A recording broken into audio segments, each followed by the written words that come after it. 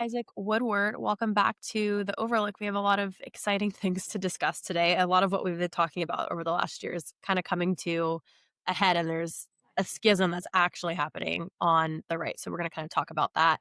And then we'll move into some reactions to the Nick Fuentes interview that Tucker Carlson conducted. But welcome. I don't know if you have any kind of top line comments you want to make before we just dig into a commentary about what's happening and this idea of free speech versus cancellation, and to what level should your average MAGA voter hold someone like Tucker Carlson accountable for a lot of the people he's platformed or the ideas that he's pushing? Yes. Thanks, Dominique. Exciting to be back, although under not the best circumstances. But I think actually at some point I'll add some kind of ray of optimism, hopefully, of how this can be clarifying, even though it is in light of something negative. So, yeah, first to get to, I think, a really important distinction conservatives should make. So we believe in the First Amendment. We believe in free speech. There's been this debate going back, probably close to a decade now of what level First Amendment kind of protection should be applied to platforms, censorship on things like Facebook, YouTube, Twitter, all of these different issues. That's one thing. A private company, is it consistently adhering to kind of a free speech principle that we have a legal right to? But once you're entering a private platform that's put forward through someone's intellectual property, maintained by their own servers, at what level do you still maintain those free speech kind of principles? And then there's a debate about Section 230 and whether they're publishers and if they can get insulation from comments or other things. So we don't have to wade into that in depth, but this has been something very big on the minds of conservatives. And I think broadly, there's been a consensus that we are pro free speech, we're pro access, even in the cases of voices that are noxious.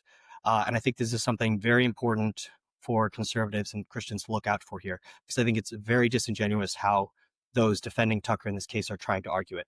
They're trying to argue that they are not for cancellation, they're not for censorship, they're not for these various things that many conservatives have opposed on the left. And they're trying to say those that are critiquing Tucker are for censorship and for shutting down free speech. That's just categorically false. And on record, many of the major commentators, people like Mark Levin, Shapiro, others, have a demonstrated record of not calling for people to be kicked off of Twitter. This goes back to the days with Alex Jones being off, Trump being off Twitter for a time, off Facebook, Fuentes being kicked off different platforms. None of these conservative voices have ever called for these companies or much less the government to censor the free speech of any of these people. They've also maintained that there are issues with the speech of a particular Fuentes for a long time. But we also have had the position that sunlight is the best disinfectant. This is a free speech principle going back to many other people, but in particular, John Stuart Mill, who argues the best way to refute the most noxious ideas are actually to give them an airing where they can be refuted and not go underground and go toxic. And I think, ironically, part of what has led to Fuentes' growing influence has been him being kicked off of these things and going to platforms with no kind of rules of the road there. So nobody's calling for censorship. Nobody's calling for cancellation. Then there's a separate question of prudentially, as a journalist or as a commentator, which Tucker really bounces around, how he describes himself, what he claims to be doing at different times. But let's give him all of the leeway to be either one, commentator, journalist, whatever. Certainly, he's entitled to talk to anybody he wants. Nobody's calling to cancel his platform or even call for advertisers pulling. I haven't even seen any of that kind of thing. However, free speech goes both ways. And other people, particularly in your movement or on your side of the political spectrum, have every right to critique your judgment and who you bring on, and in particular, how you conduct yourself in that interview. And that is the main thing. I've not seen anybody fixate on the idea that how could you ever talk to Fuentes? Some people that have been notable critics of this have done debates with him. Dinesh D'Souza as one example. And it's perfectly valid to have a friendly debate about, was that good or was it bad? Are you kind of elevating him? But regardless of that, everyone has said that's his right to decide who he talks to when he talks to it. But we can totally judge how he conducts himself in an interview. We can judge him by the level of intensity he gives, the style, the good faith, even affability, all of these various things and what it says. And we don't have these things in isolation. I think one of the really dangerous things about this particular interview that's happened is people that watch it in isolation get such a sanitized, hyper palatable compared to how he actually is version of Fuentes because of how Tucker chose to conduct the interview. And I think that's worse than not talking to him at all because you're actually giving a distorted view.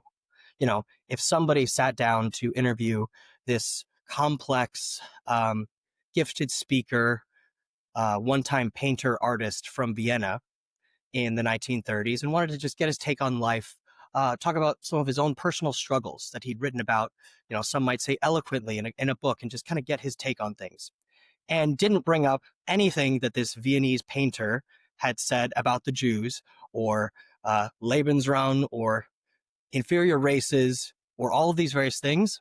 Of course, I'm referring to Hitler.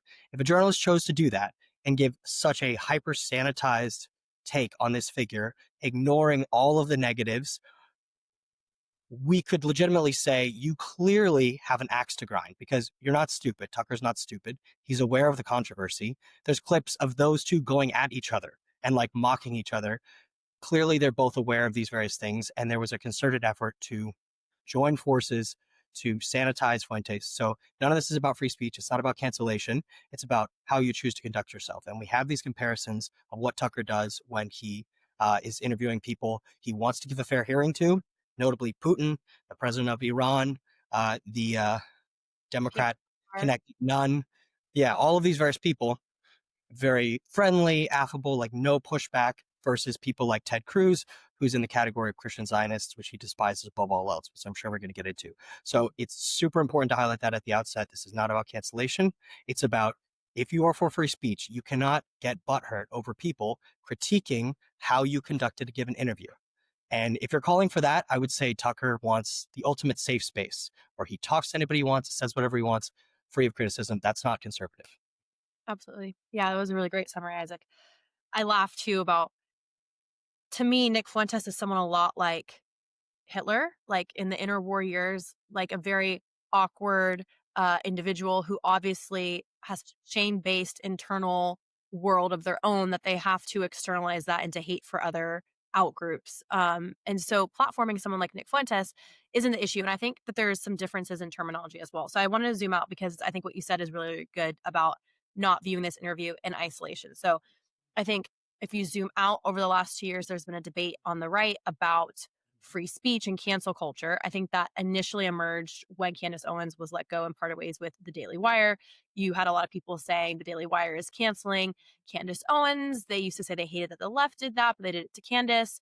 And as you touched on, that is a private company. They're allowed to determine who they keep on. It's a publication. And so if someone's diverging so radically with what the Daily Wire stands for, they're allowed to part ways. That's not censoring free speech. You just can't platform those ideas on the Daily Wire. And then you can zoom out and you see with Tucker, as you said, Tucker has platformed a lot of people. And that's the difference, I think, between like debate and platforming. Because I disagree with Charlie Kirk on this. I don't think Charlie Kirk should have had Tucker Carlson at the TPUSA summit. I know that's controversial, but I think there's a difference between debating ideas in the public space and then allowing the merit of those ideas to essentially be hashed out. And I think if you were to dissect what Tucker Carlson is saying, it doesn't really stand a chance in the public arena on a debate. And so what I disagreed with Charlie Kirk was he just gave Tucker Carlson the stage. I don't believe Tucker engaged in a debate at the TPUSA summit. Essentially, he was given the space to create a monologue with absolutely zero pushback. And that's where I disagree with the Megyn Kellys and even Charlie Kirk's position of, well, Tucker Carlson's my friend and I'm not going to cancel him and we shouldn't censor free speech. And no one on the right who's pushing back against Tucker Carlson is saying we should censor free speech. But what we are saying is, okay, you should push back on bad ideas. And if you push back on those bad ideas, or you call someone anti-Semitic because they're platforming Islamist or they're platforming Nazi apologist, no, that's not the same thing as BLM calling someone on the right a racist or a Nazi. You actually are a Nazi sympathizer and you actually are anti-Semitic. Um, I think that's another reaction to the radical left is the radical right now loves to scapegoat, well, it's free speech, or you're just name calling me because you don't like my ideas, because the left did that for the last 10 years, right? If you didn't support BLM, well, then you were automatically a racist. And so they kind of scapegoat a lot of the really dangerous ideas of, oh, well, now you're just calling me an anti Semite. That's the new BLM. No, we're calling out really horrific ideas. And when you platform someone like Nick Fuentes, who loves Stalin and Hitler, ironically, because those two things are in contradiction historically and ideologically, um, when a conservative goes, well, that's kind of strange. Like, why didn't you push back on him? Um, that's perfectly within the realm of like free debate, free speech, and it's kind of like I think of it as capitalism, like free speech in the public space and with democracy. The consumer is allowed to decide if they like the product you're putting forth. So if your average Republican is going, actually, you're not within the Overton window. This is really, really radical, and we should hold you accountable. I don't think that is censorship. I don't think that's calling for cancellation. That's just calling for accountability and bad ideas. So that's kind of like my small rant when it comes to this. And then the other thing is not looking at Tucker Carlson in isolation with who he's platformed. He's platformed, as you mentioned, Islamist. He interviewed the Prime Minister of Qatar, of Iran, Putin.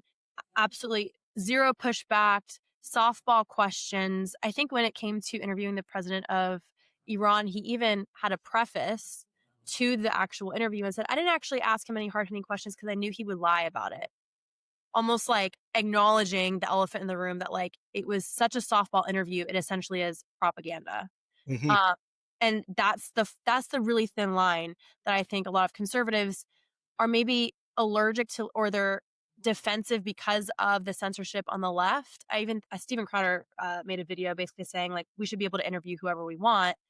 And yes, but then ask the hard hitting question, because if not, if you just give someone your platform to spew propaganda with no pushback, then you are part of that propaganda machine. So that's Exactly. kind of, I think, the difference between, yeah, it is free speech, but then it's your responsibility to push back on bad ideas. And if they can't stand an inquisition or hard hitting questions, then again, that's even further proof that it is propaganda. So it's all in the framing, and it's all in Tucker's just asking questions and falling back on that. And I think what you said too, in one breath, he's a hard hitting journalist. In another breath, he's just a commentator.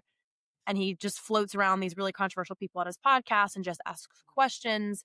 But then going back to the Ted Cruz interview, he was outraged that Ted Cruz didn't know the population of Iran. It was like he was asking the most absurd questions to try and either discredit Ted Cruz or try and gain some sort of a high ground in that debate, which wasn't really a debate, it was a yelling match. So the question should be, well, why can't you hold people with really, really radical ideas to that same level of inquisition on your podcast, on your platform? So that's some of the debate around this free speech.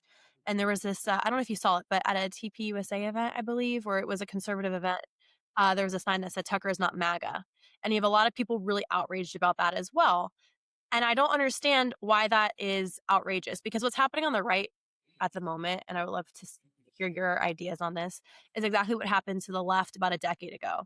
So when the radicals on the left are talking about transgender ideology and BLM and really, really radical critical race theory, the Democrats didn't push back on those radical ideas, the radical wings of their party. So then that became the mainstream talking points of the left. And so the Overton window on the left moved very, very radical.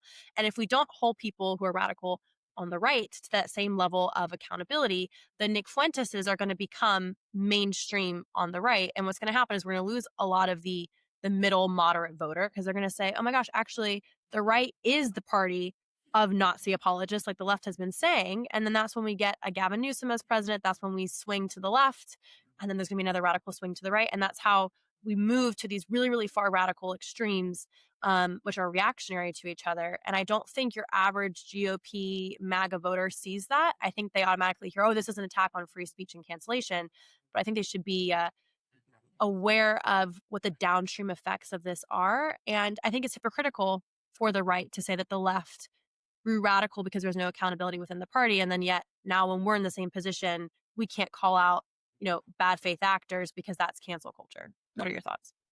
Yeah, yeah. There's a lot there. And to go back to the journalism point, so let's let Tucker wear his journalism hat, and you can talk to anyone. Famously, Barbara Walters interviewed dictator of Cuba. Again, no conservative I've seen has said you just categorically can never talk to these people.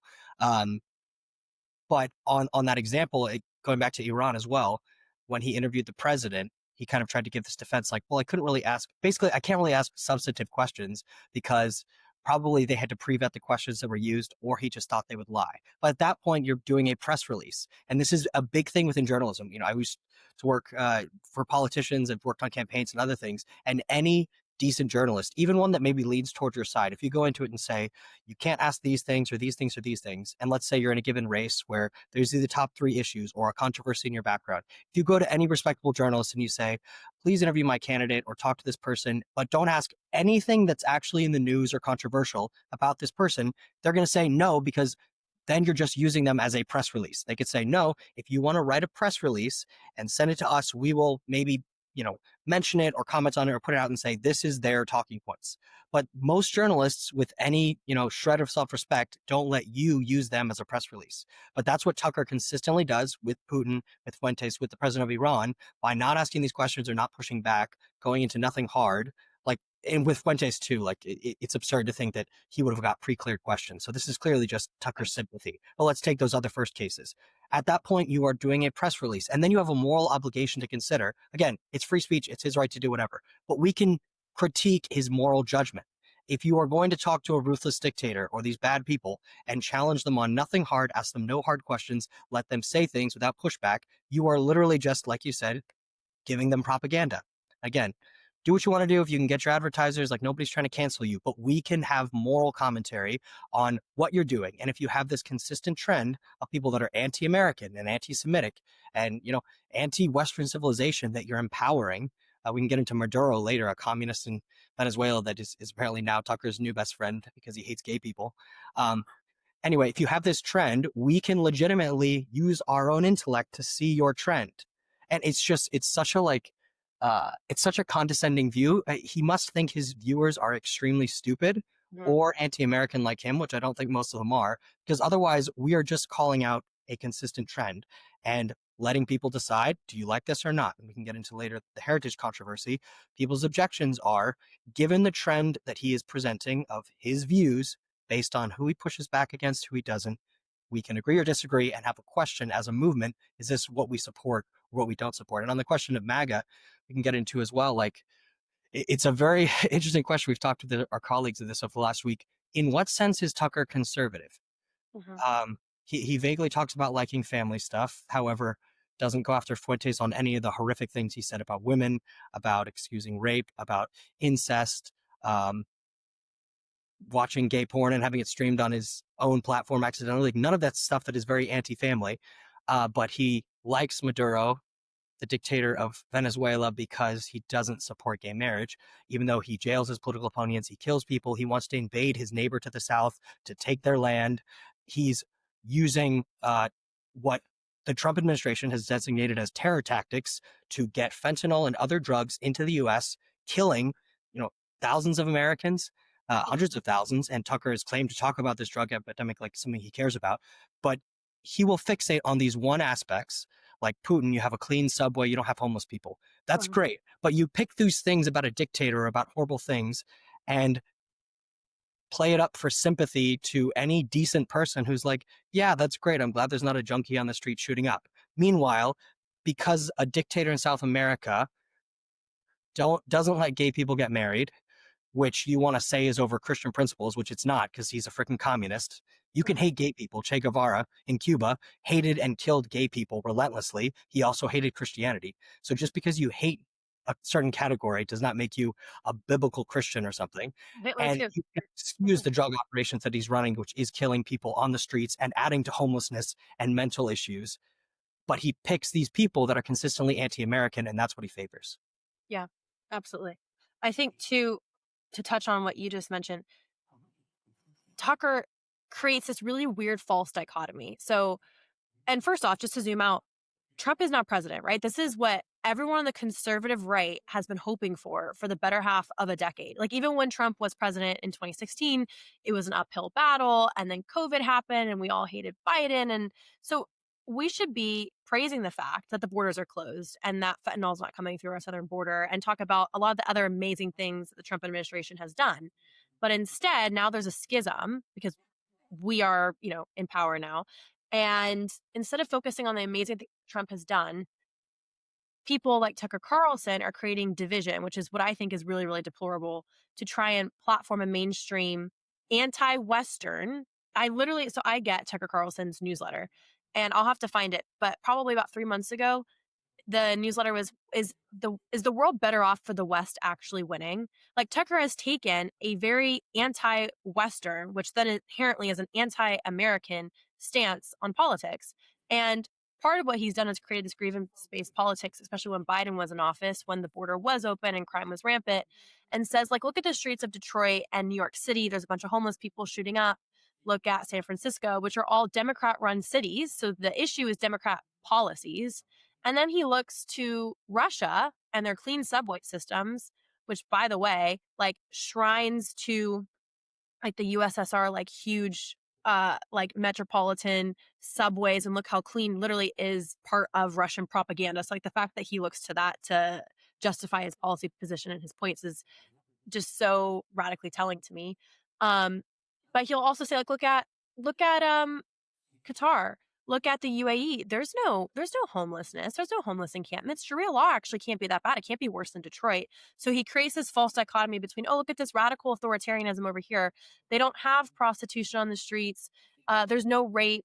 There's no, etc. in Sharia law.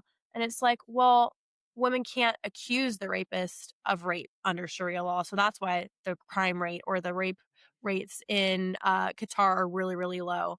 And the issue in Detroit has to do with the horrific Democrat-run policies. It has nothing to do with, is the West actually better than the Islamic world or better than Russia, which is really bizarre to me. So I have two clips of Tucker to go back to this idea of, well, you can platform whoever you want, you can interview whoever you want. We already touched on how he gave a really softball interview to Putin, but let's look at the media he produced while he was in Russia, because I think this is also extremely telling of why he went to Russia, why he gave a softball interview to Putin. And essentially, this was 2 years ago. This is when I was like, oh no, Tucker is veering very far from the conservative right. So let's just watch what Tucker has to say. So this is his Russia trip part one. This was recorded a year ago. Let's just see all the amazing things he thinks about Russia. The ways to understand a society is through its infrastructure, the places where people gather, the places where they go to travel. If you've got a lot of people in one place, it tells you a lot about the people. So with that in mind, we're standing in front of the Kievskaya metro station and there's a train station next to it. Now, the metro station was built by Joseph Stalin 70 years ago. And the question is, how's it doing now, after 70 years? So we went into it to take a look, and what we found shocked us. Now, that's not an endorsement of Stalin, who was bad, obviously, nor is it an endorsement of the current president, Vladimir Putin. You may not like him either. But it doesn't change the reality of what we saw, or more precisely, didn't see. There's no graffiti, there's no filth, there are no foul smells, there are no bums or drug addicts or rapists or people waiting to push you onto the train tracks and kill you. No, it's perfectly clean and orderly. And how do you explain that? We're not even going to guess. That's not our job. We're only going to ask the question. And if your response is to shout at us slogans dumber than the slogans we used to call Soviet and mock, that's not really an answer. How does Russia, a country we're told is a gas station with nuclear weapons, have a subway station that normal people use to get to work and home every single day that's nicer than anything in our country? We're not going to speculate. We're just going to raise the question and wait for someone in charge to give us an answer. What is the answer? So we'll stop the lecture and let you take a look for yourself at what the Kievskaya metro station in Moscow, Russia looks like today, February 2024, in the middle of a war. Here it is.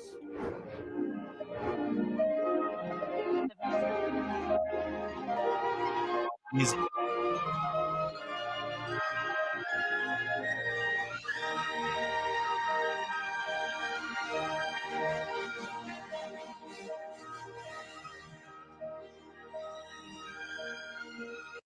I can't with the.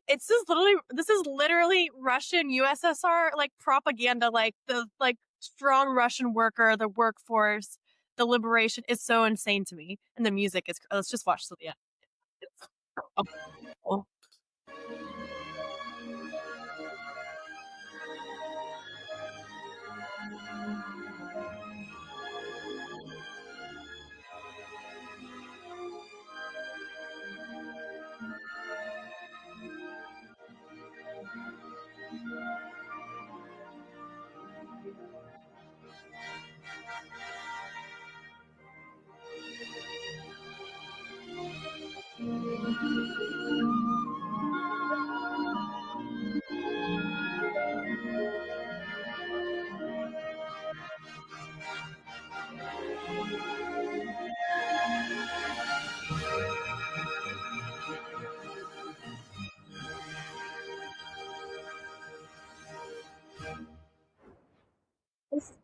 Okay, you go ahead because I just think it's Oh, almost okay. like comical with the music. And by Like, the way, part of the revolution, um, the Bolshevik Revolution was like under capitalism, there's chaos, which is exactly what Tucker's saying. There's chaos, there's homelessness, there's weak infrastructure.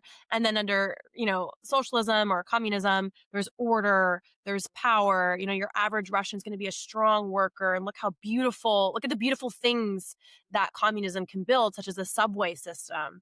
Like literally, that is a shrine to USSR propaganda that he is still peddling. And I promise you, every train station, subway in Russia does not look like that. That is the Moscow subway and train station. But go ahead, Isaac. yeah, there's so much wrong and hilarious in a depressing way about that. I'm trying to think I forgot about the music too. Like that it's to the point where literally if you were trying to do a parody of, Mm-hmm. you could not do it because We'll it's, even do it better. Yeah. you insert flowery music. Oh, wow. Okay. Yeah. So many things. There's a term many people may have heard called a Potemkin village, or Potemkin as an adjective. It refers to how the Soviets early on would do things like that for public consumption in major areas, or when Western dignitaries would come, particularly during the Cold War. They would have these Potemkin villages set up where sometimes it would literally be a facade of like a building that looked beautiful with nothing behind it, but other times it would be the showcase town. I bet North Korea has this for people that visit, like a autocracy, which it's amazing what you can do with an autocracy. Guess what you can do? You can limit what journalists get to come. You can control where they get to go, who they get to talk to, what they get to ask, what your citizens say to them. So yes, you can get a very flowery picture when you come, on a visa as a journalist with permission and are constantly escorted by the dictators in power. That's one thing. Utterly absurd and insane because it's such a controlled kind of view you can get. However, even setting that aside, it's such a straw man. It also reminds me of, this is another famous thing of like fascist propaganda. So one of the minor issues in Italy before Mussolini took over was, chaos, irregular train schedules. And a praise of him was, well, he made the trains run on time. And it became a parody of people critiquing fascism that like, oh yeah, you kill your people, you, jail journalists, you invade your neighbors, but at least you make the trains run on time. Tucker is literally saying, Exactly. yeah, people say all this stuff, like maybe they're invading Ukraine or whatever, but at least they have a nice train station. And again, we should also preface this with, this is a critique of Tucker that is irrespective of what you feel about the war in Ukraine, because it's such a simplistic mindset to think, let's say some people on the right don't like the funding for Ukraine or the war or whatever. You can have that view, but you don't have to sanitize the other person. Say you Right. don't want us to be allies with Ukraine. Let's say you hate Ukraine. That does not make, by extension, the country invading them good or virtuous. There was the war between the Taliban in Afghanistan and the Soviets back in the 80s, and there was a debate about whether we should support them or not. And if someone were trying to argue, no, let's let Russia invade Afghanistan because, the Mujahideen, the Taliban are bad. Like, you can have two things be true at once. You can have two bad parties or bad countries or bad regimes that are fighting, and you don't have to sanitize one just to say you shouldn't ally or you should ally with another. Like, it's like gang warfare. You can have a shootout and both sides can be bad, even in your view. I'm not saying that's true in Ukraine, but just for the sake of argument, because I know some conservatives have criticism of that. And I've had this in personal debates with even friends I've known who have got into the Ukraine thing, and they have this instinctual desire to like sanitize Russia. But that's not America first either. Even if you want to say don't be involved, you don't have to pretend and lie that Putin hasn't killed people, doesn't poison people, doesn't do all these bad things to say, let's not ally with him. So that's there. But again, the absurdity, if you take Tucker's logic, it just makes any kind of critique ever break down, because basically he's saying, if you want to argue against a regime or say it's bad, it has to be bad in every possible way. Basically, it has to be hell on earth. But no, you can have a tyranny that can, have a sewage system that works. Or they could even have a really good military, like, especially if you want to invade places, maybe they have great discipline, they have great tanks, or a great electrical grid, or great train stations, whatever you want to pick. That does not tell you about the morality. That is not a response to critics of Russia to say, oh, I would rather ride a train in Moscow, which is a dictatorship that can jail most people or make them disappear and can execute drug addicts or do whatever, versus New York. It is not a dichotomy of you have to get this with that. Again, it's a critique of bad democratic policies at a city level. And Trump, who Tucker has actually critiqued massively over the last year, has done a lot. I'm a resident of Washington, D.C. I'm totally in support of him temporarily federalizing parts of the National Guard to help bring order. Like, I can agree with Tucker's critique about Union Station being run down or other things like that. That doesn't mean I have to like Russia. It's not a choice of badly run DC or dictatorship. We actually have a democratic process where we can try to institute reforms, and his desire to morally sanitize evil people speaks about his heart and a deep corruption in his own soul. It does. And it's all, I think it completely negates those claiming that, well, you can platform Putin and not agree with him. And it's like, okay, but he still chose his platform to push literal Bolshevik propaganda. And again, just to circle back, his message is the West and capitalism bad because there's chaos, or there might be homelessness, or certain parts of industry or society might not run very well, which again is the result of poor policy, not of capitalism. And then, oh, but look at Russia and look at totalitarianism, and there's no homelessness in the train station. First, again, he's selectively picking probably the nicest train station in Russia. I promise you, if you were to go outside of the Moscow city center, the train stations don't look like that. They probably look very, very Soviet. I know, I mean, both of us have been to Central Europe, which was once part of the USSR, and that's what the train stations look like today. So just imagine what Russia looks like. So you're self-selecting the best example of what Russian infrastructure looks like. And then you're also not acknowledging, like you said, that they might just throw any homeless person in jail, or you can't shoot up outside of the Moscow train station. And even when he's talking about Sharia law, like, oh, there's no crime. Well, yeah, because they'll cut your hand off, or they'll just jail you and you don't have due process. So there's also that. So there's alt totalitarianism, which, yeah, might discourage crime, but is that better than free speech and the rights afforded to you in a democracy? I personally think not, but apparently Tucker doesn't. And it's also interesting too, before we go to the next video of Tucker, is that, you know, communism is essentially, it boils down to, it's an elitist idea that then is pushed on the masses. And what I think is interesting is Tucker himself is an elitist. So he's an elitist going to Russia, talking about, the infrastructure that your common everyday person has to take. Like, he's trying to sympathize with your average American, and he's peddling Soviet propaganda. And he himself is an elite. Like, he's an elite in the United States who's trying to push this down and make this a populist idea. So again, just like tracking the trends of how this is pushed to the masses. So here's the next video. This is the famous grocery store video, which I just think is hilarious. So let's take a look at how amazing Russian grocery stores are, apparently. A long-standing feature, maybe the longest-standing feature of Cold War propaganda in the West, was the Soviet grocery store. No. Really quickly too, because Tucker seems to think that, like, winning the Cold War, like the world isn't better off that America won the Cold War, which is mind blowing. I mean, the Cold War ended many, many decades ago. So also, like, trying to then now use this as an example of, like, we were lied to about the Cold War.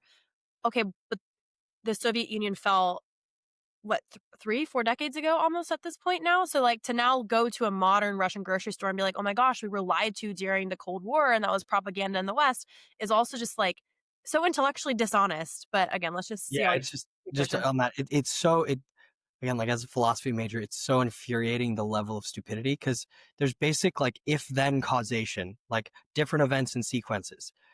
He does this about the Cold War and about World War II. Basically, his trend is like, when the West wins, is it really better? Because, like, there are some negative things in our society now. It's like saying, well, we invented trains and that cut down on transportation costs and helped industrialization, but now we have OnlyFans. So were trains really a good thing? Because now we have OnlyFans, as if one thing caused the other or is at all related to later declines that happen. Like, it's just, you can't even really like refute it, because it's just like somebody So saying nonsense words together and then asking like, what do you think? Like, the two are not related.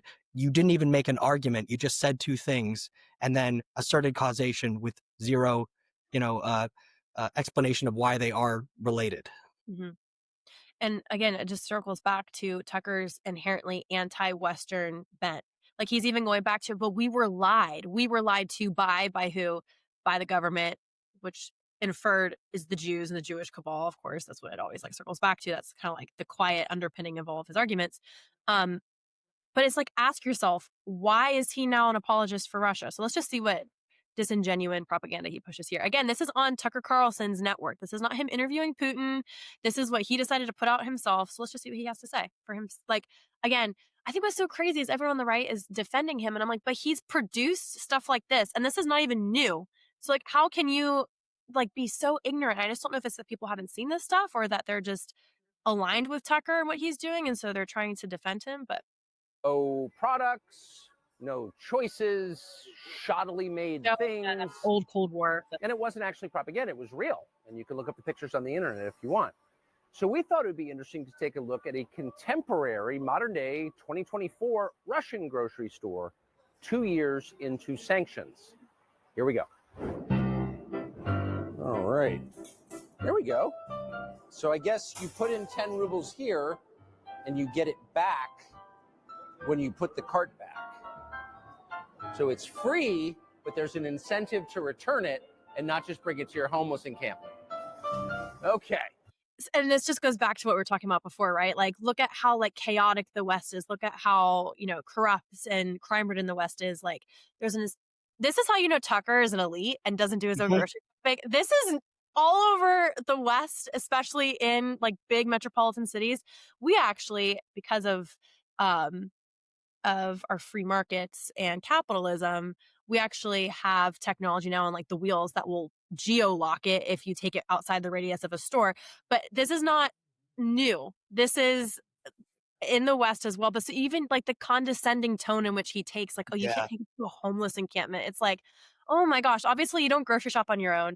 And B, like he's trying to use this grocery cart as some sort of like example about why Russia is superior to the West or to America. Yeah. Just to go back to a call back to political history, there's a famous example that some people say hurt this candidate in an election. So George H.W. Bush, when he was running for re-election, it was around the time they were inventing UPC codes, barcodes in grocery stores. And he goes through one of these things on a tour and sees it basically for the first time and is kind of amazed. But it had been out for, I don't know, a few years or something, but it was common knowledge. But he demonstrated he was so out of touch and wasn't aware that he thought this was revolutionary, and people said, oh, that proved you're elitist, out of touch, like you were saying. Also, Aldi, the grocery store, does the exact same thing. You put a quarter to take the cart, then you get it back at the end. This is, I don't know how many years or decades they've had this. So it's a legitimate question. When is the last time Tucker did his own grocery shopping? We know his background is super blue blood elite, dad in the government. He has multiple trust funds. But yeah, again, an elitist blue blood authoritarian sympathizer going to a actual authoritarian country and being amazed by things that capitalism invented decades ago. Right. And has even improved since then. Like I said, like if you go to Targets, like they have like on the wheel it'll lock if you like take it outside of the geo parameter. So the fact, and even like how he's pulling the card out, like it's almost novel to him. Like he looks excited because he doesn't do it himself, but he wants to preach to you about how you live and about why Russia is better. So let's just see what else he has to say. This is the Again with the music. grocery cart escalator. This is designed, I'm figuring this out now, where the wheels don't move, they lock on the grocery cart escalator. Look, Ma, no hands. It's so funny because again, if you go to any like Target, for example, Targets have those often. Harris Well, Teeter. in Target, they get their own escalator. Like we actually have this technology now where we get our own escalator for our car if you live in a metropolitan city where there's like So it doesn't even slant. layers. Again, yeah, like when is the last time this dude touched grass or whatever? He lives out in the country, so he goes fly fishing a lot. When's the last time he did any menial task for himself is a legitimate question. It's hilarious. But also the music too, like you're saying, it's almost like so bad, you couldn't even make a parody of this because it's Mhm. just like so ironic. Retail placement here is a little bit different. So it's like walking through Macy's to get to Whole Foods. Okay, we've gotten through the perfume section to get to the grocery store. So we're going to try and buy what a family of 4 would buy every week, and we're going to see what the selection is, and we're going to see what it costs. Now, Russia is famous for its bread, which is one thing I can assess pretty well. The low-carb lifestyle has not swept Russia. Thank heaven, because I mean, look at that. It's fresh, too. Look at that. Oh, come on. Unicorn and mini mills. All right.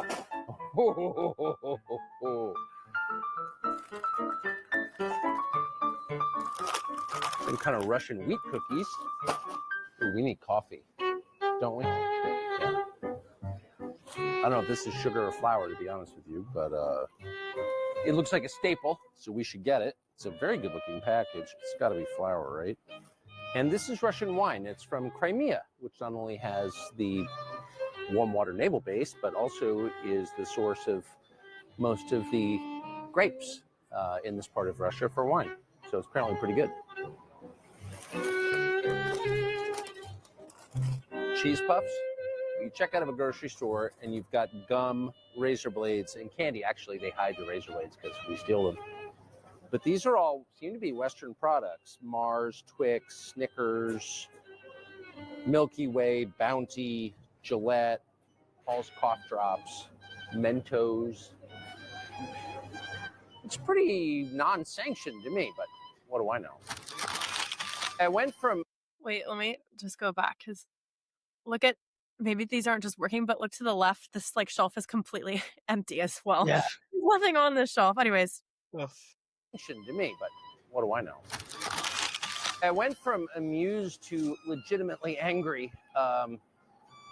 So we were guessing what this would cost. Everybody hears from the United States buys groceries, and we didn't pay any attention to costs as we were just putting in the cart what we would actually eat over a week. And we all came in around $400, about $400. It was $104 US here. And that's when you start to realize that ideology maybe doesn't matter as much as you thought, corruption.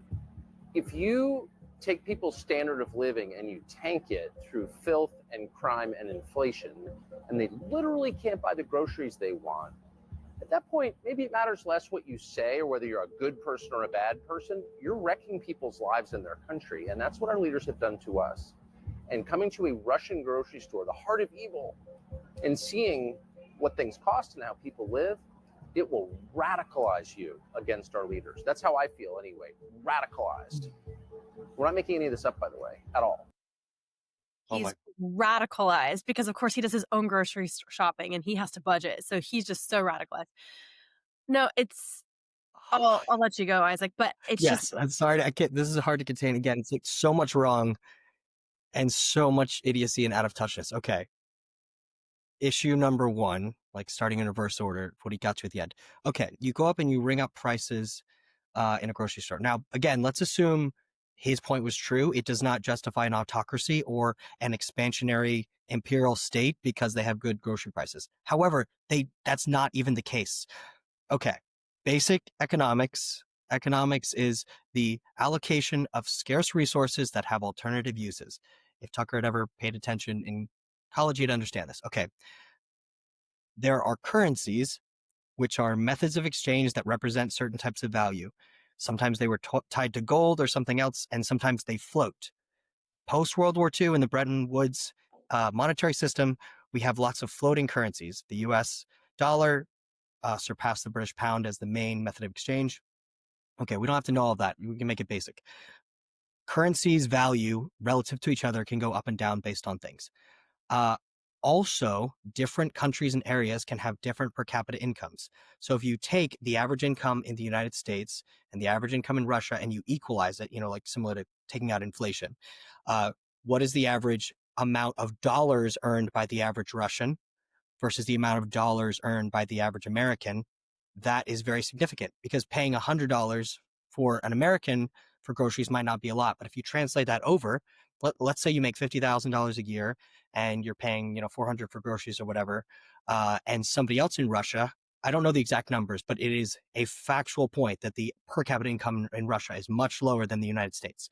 So let's say you make $20,000 a year, and then you pay that same 400, or let's say it's cheaper. Let's say you make 20,000 and then you are paying $50 for those groceries instead of $100.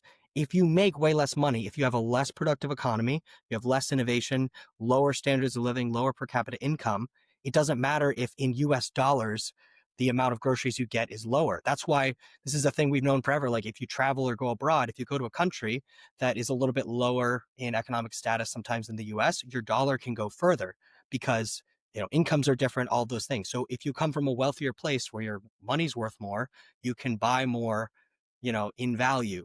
That does not tell you that the people there actually are able to buy more with the incomes they have. That's point number one. Zooming back then, it was so ironic, the products he picked out. I know. First of all, with the bread basket of Europe and even large parts of the Middle East is Ukraine. Yeah. This has been the case for a long, long time, extremely productive land. That's part of why Russia wants to take it. That's why famously in the 30s, there was the Holodomor, where they committed a Holocaust against Ukrainians by starving them to death to take their resources. This was under communism. It's not a coincidence that Putin wants that. So it's very possible that that bread literally could have come from the part of Ukraine that they're colonizing.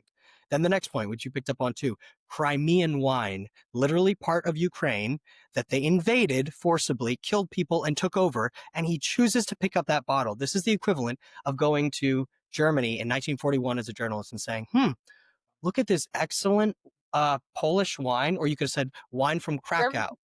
Yeah, or yes, Germany invaded this country, and then you're highlighting that you're getting good prices on their products in your grocery stores. It's just the height of irony. But he looks so he knows exactly what he's talking about. He looks so happy, like he's smiling. And really quick to go back to your point about price adjusting for 100 USD. So the ruble is like worth 11 to 10 cents to the dollar. So the purchasing power of the dollar in Russia is like 9 times greater than what the Russian ruble is. So for someone in America to go with a much stronger purchasing power and be shocked at how much they can get for their money it's just, this again goes to, this is just straight propaganda, because you're not even doing what you mentioned, like basic economics 101, which is adjusting for cost of living differences and for the purchasing power of the dollar versus the ruble. So again, ask yourself, average MAGA Republican, why is that? Why would he go and present this as just like a utopia compared to the West? But anyways, go ahead. I just wanted to Yeah, give that. no, that was most of my rant. As you said, it's just, there's no way. He's too Machiavellian and strategic. Like the only way to get him off is to say, you have to be extremely stupid to make these claims. Obviously he's not. And like you said, his whole demeanor, which we can get into in the interviews, when he's happy and excited, he's like a kid in a candy store, versus anytime he's talking to somebody putting forth an actual conservative platform or position where he's contrarian, aggressive, obnoxious. Meanwhile, take him to a dictatorship and show him, as you said, places where his free capitalist dollar can buy way more than the actual people there could, and he's elated. No, it's so disturbing. And I wanted to show those clips again because it really, really counteracts this like pro Tucker narrative. And again, I don't know if it's because people don't watch the content he puts out or don't read between the lines with who he interviews and what he says in these interviews, or if they're just apologists for the same ideas. Because there's not even plausible deniability. Like, again, Tucker Carlson's network pushed this out. I have a ton of I might do a whole video on this, going through his newsletters. One of them, which was, like I said, is the world better for the West winning? And then that's when you have to read between the lines. Okay, why does he do these grocery store and, the Moscow train station? What is his end goal? And if you look at who he interviews, which are anti-Western authoritarian powers, either Islamist, communist, and then you have the Nick Fuentes, who lean very like neo-fascist, or Daryl Cooper on his show, who are Nazi apologists. What they all have in common is order through alt-totalitarianism, which means absolutely zero freedoms for me and you. So what he's getting at is, I actually don't like Western democracy because there are issues and there's corruption with democracy. And I'm going to completely downplay the amount of corruption that has to exist within a totalitarian society to create the illusion of order and of prosperity. And to me, it's so alarming that so many people on the right are like, yeah, actually, like, I agree with that. Because what it gets to is an anti-Western agenda. He questions, are we better off for the US winning World War II? Are we better off that the US won the Cold War? He was talking to Alex Jones, I think, maybe a year ago, and he goes, no, we would lose a war with Russia. What did he say about Iran? We would lose a war with Iran. Both of like Russia cannot win the war that they started with Ukraine 3 years ago. Iran has been completely decimated with the war that they've waged against Israel for the last 2 years. So the fact that he makes these bold claims that, well, if we entered World War III, we would lose, and he fearmongers your average American, again, it's like, to what aim are you trying to make America look weak? You're trying to make America's victory over the 20th century look like we actually are these evil villains who prevailed, and maybe communism and fascism wasn't that bad. Your average MAGA voter should be saying, we don't claim that. We don't claim that idea. We will not let that idea become mainstream. And so, no, we're not canceling Tucker. We're just saying Tucker is a kooky guy. He's a weirdo. He laughs like a Bond villain. The guy's obviously motivated, which is the irony too, Isaac, is when he talks about like dual citizenship with Jews, American Jews who have citizenship in Israel, who always say, well, you can't have dual loyalties with another country. Yet he seems to have these loyalties, at least ideologically, with Iran and Qatar and Russia. And we're allowed to say, okay, but why is that? If he can just ask questions about the Jews, then I think a MAGA voter should be able to say, well, why do you like Russia that much? To what aim? To what ideological aim? What is your point in platforming all these people? So no, it's not canceling. It's challenging his really, really poor ideas and his very radical ideas in the public space. And MAGA saying, no, we don't claim this, because what's going to happen if we let Tucker move mainstream or we don't hold him accountable is we're going to look just like the woke left. The woke right's going to move mainstream on the conservative right. And we're going to have a lot of these really alt-totalitarian ideas emerging as viable policy positions to counter just like classic conservatism. And I think in the interview, which we're going to do another video on, I think Nick Fuentes says he's not conservative and Tucker says, yeah, me neither. So they're saying the quiet part out loud too. They're saying we want to reinvent what those on the GOP or the MAGA right identify as. And that should scare every conservative. And this is our time in history to say, no, we don't claim you. My professor in college, Dr. Bendeck, who we've done some lectures with here at the Fearless Project, I love her. I was doing a study abroad for grad school in London, studying World War II, and she would always ask us as a thought experiment, like, what would have been the perfect time to intervene and to stop Hitler? And we would kind of like play like a game. And it really went back to when Hitler was rising to power. Like by the time he gained power, or by the time his ideas were mainstream, it was too late, because then you have the Nuremberg laws and then it became institutionalized. So now is our time in history to say, no, we don't claim these really, really horrific, bad ideas, these anti-Christian ideas, these anti-Western ideas. Because again, Fuentes and Carlson just love any authoritarian power that hates Christianity, and yet they're fueled by apparently being these really strong Christian men. Like Nick Fuentes said Charlie Kirk was not a true Christian. Tucker apparently hates Christian Zionists because it's heresy, yet they're sympathizers with Islamists who hate Christians, with communists who hate Christians, with fascists who hate Christians. So it's really confusing where their moral outrage, which I would claim is manufactured, comes from, because it undermines all the positions that they've taken when it comes to looking at history, peddling revisionist history, looking at geopolitics, and coming up with an anti-Western foreign policy prescription, which is unfortunately catching fire and now just becoming what we call America First policy. So I'll leave you with the final words. That's kind of my warning about like where we are at. But it just blows my mind that you have people like Megyn Kelly and other really huge voices saying, no, we can't, I'm not going to cancel Tucker. We can't cancel. So this isn't canceling. This is just exposing someone for their corrupt ideas. And why is that an illiberal or an anti-conservative position to take? If we're Christians, we should seek truth, capital T, and this is an enemy to that. Yeah, very, very well said. I'll hit 2 points of the anti-Western trend, and then the friendship side. Um, yeah, it's true. And I challenge people to look, anyone skeptical, look at his catalog of who he's talking to.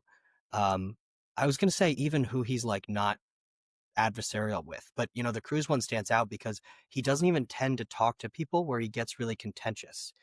And then you look at, oh, who is he talking to? And he's mostly talking to people that have one of these facets. They're anti-Semitic, or they'll just try to frame it as anti-Israel. They are anti-Western, maybe some kind of like war we're involved in or something else. But then again, you can question that because in his attempt at justifying his positions, he'll say like, oh, I don't want us to get involved in this war, this conflict, because Detroit's crumbling or there's homeless people on the street, so therefore obviously we can't share intelligence with Israel and get updates to our fighter capacity because whatever, it doesn't make sense. But he will try to say basically we're too dumb and poor and incompetent to do two things at once. So therefore Democrat run cities, which is a product of federalism, is somehow because we're involved in Ukraine or Israel or whatever. And you can go on any one of those given issues and agree with him or disagree, but the trend, the people he talks to that he gets excited about, that he agrees with, are people that are anti one of those things. They're anti-American, and even in contradictory ways, because part of the side of people trying to argue about, let's take Ukraine, for example, not getting involved there, which again, people can have different opinions. But you can see how Tucker's disingenuous because it's not about America. It's about literally favoring our enemies. That's why he can't just say, let's not get involved in Ukraine. Yeah, sucks to be invaded, but like just not our issue. He has to go to Russia and try to sanitize it, make it seem great, make it seem better than us, which means he's actually just anti not only our foreign policy, but our domestic policy, anti our country, favoring them. And many people on the conservative side that had critiques about the Ukraine involvement, some legitimately would say we have to be ready to fight China. But then he'll interview people like Jonathan Sachs, who hates Israel, attacks Israel all the time. And he says also Russia and Ukraine, like he's pro-Russian, he sanitizes them. He then even goes on in one of these interviews to say, oh yeah, and then people talk about big bad China. He basically does this thing of like all of these things people are scared about that are boogeymen, that they're not actually bad, they're not evil, they're not our enemies, Russia, and then China. So You know on what I both was sides of that conflict, you don't get to say, I want to be ready to confront the major geopolitical threat we face. He literally has people on and does no pushback when they sanitize all of our enemies. So he's interviewed people that sanitize Iran, that sanitize Russia, that sanitize China. Now he's sanitizing Venezuela, this communist regime, which is starving its people, oppressing because they also hate gay people. There's not an issue or a geopolitical enemy that Tucker highlights or picks that he's actually consistently against for some pro-American reason. He just hates the people that we're disliking. When he looks at America, he hates what he sees here. And all you get is negativity. So the times that he's favorable and friendly is when someone's bashing America or some policy or praising one of our enemies. The second point on friendship, I feel bad for people in this position because I can sympathize. I've had people blacklist themselves from my life. I've never done this to other people, but family members, other people that will go, in every case I can think of, it's someone going very far left. And then they basically say, because we disagree on this issue, I had people do this when I voted for Trump. You are dead to me, basically. Any years, decades we've known each other, that's all gone because politics is my religion. That's what I care about more than you. And so I get the impulse of people like Megyn Kelly or others, or even Vance, maybe to some extent. We'll see where he comes out on this stuff, to not burn a friendship over politics. That's fine. But in friendships, in real deep relationships, you can give critiques of people. I think Dana Lash handled this very well. She did some interviews with president of Heritage, which is something we can talk about another time, but she is friendly with Tucker. She's texted him first. She reached out personally. She said, hey, can we talk about this offline? And then do you want to come on and discuss it, like defend it here? She tried to maintain that relationship. And he basically said, nope, I'm not going to talk to you. He wants to be in his little fortress and immune from criticism. I think that is the right approach. Try first in your friendship. But at some point, if you really care about someone, if they're going down a destructive path, whether that's with drugs or politics or business transaction or family, you actually should critique it. It is not being a good friend to act as if they're totally isolated from criticism. So I think a lot of these figures will have to decide at some point, is it just them like people pleasing, not wanting to be offensive because they like to be buddies, or are they actually valuing their friend? It doesn't mean you have to vilify or hate, but it is not a real friendship if you are totally, if you know that friend will just cut you out of their life if you have any critiques of where they're morally off. And I think that's really the question for the conservative movement. Do we stand for ideals? We stand for free speech. But within that, do we have any set of values that we are going to question you if you transgress it? Can you go far enough and at some point be out of the mainstream or have issues that it's legitimate for people to critique? Or do we want to just act as if we're a cult of a certain particular leader or figure or commentator, that whatever they say is above criticism and anybody against them has to be, paid off or just biased? Like, that's not conservatism. That's never been conservatism. And just one last example. Again, you can talk to whoever you want to. William F. Buckley, one of the founders of the modern conservative movement, had on neo-Nazis on his show, communists, Black Panthers, a whole spectrum. And when he did, he respectfully but forcefully challenged them. He pushed back. He actually had an exchange of ideas. That is legitimate. But what we see with Tucker, he's not neutral. He has a perspective by the guests he picks, by who he softballs, by who he pushes against. And at some point, for people to not acknowledge that is just being out of reality. And I think people on our side really have to decide, if we stand for something, then we actually have to contend when people in our own camp who claim to speak for us are leading people astray. Yeah, I completely agree. And I think if people are gonna bury their heads in the sand, I think this is gonna go away. It's not. What's gonna happen is this is gonna move again more and more mainstream. And I think the reason Tucker doesn't go on, because if you noticed, I think Ben Shapiro has offered to debate him. Many people have offered to platform him, but to do that properly and have him on and debate those ideas and hold him accountable. And he doesn't want that. And that is extremely cowardly. And that's what everyone on the right used to claim people on the left would do, which is they would say, "Oh yeah, like slavery essentially still exists today. That's why Black Americans are disenfranchised." Okay, well, come on my podcast and let's debate those ideas and let's look at the stats. And oh no, I don't know. Okay, so for years we have said, okay, it's because your ideas, they can't exist in the public arena of debate because essentially it's propaganda or their lies, or you'll be exposed for your bad ideas. And now Tucker's doing the same thing.